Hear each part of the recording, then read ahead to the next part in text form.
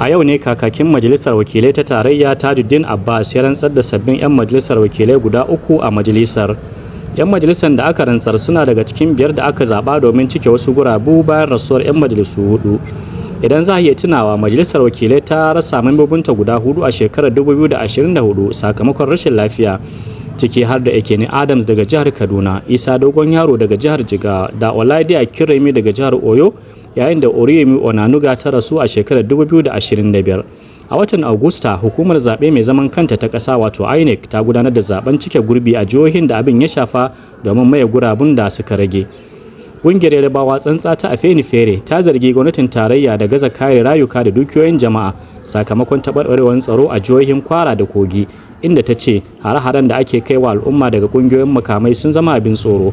A cikin wata sanarwar bayan taro da ta gudana a jihar Oshun, wadda jagoran ƙungiyar Oba Oladipo Olaitan da mai magana da yawun ƙungiyar Prince Justice Faloye suka sanya wa hannu, Afenifere ta bayyana cewa gwamnati ta kasa ɗaukar matakin gaggawa kan lamarin, inda jama'ar yankin Okeode da sauran ƙauyuka a yankin Kwara ta Kudu suka tsere daga gidajensu. Ƙungiyar ta ce mutanen ƙauyuka da dama na fuskantar wannan matsalar.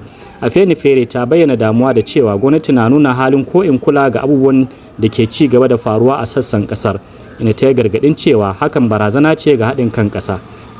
Ƙungiyar ta sake jaddada buƙatar kafa 'yan sanda na jihohi da na al'umma domin tabbatar da tsaro, tana mai cewa ba za a iya ci gaba da zura ido ana kallo da sunan jiran tattaunawa ta ƙasa ba.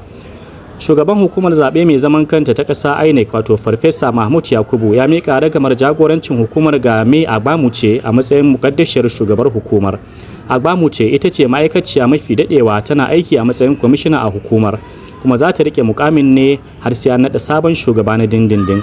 Farfesa Yakubu ya sanar da hakan ne a yau Talata yayin taron da aka gudanar da kwamishinonin zaɓe na jihohi a babban ofishin na INEC da ke Abuja. Ya buƙaci kwamishinonin da daraktocin hukumar da su ba ta cikakken goyon baya domin ci gaba da gudanar da ayyukan hukumar cikin kwanciyar hankali da gaskiya.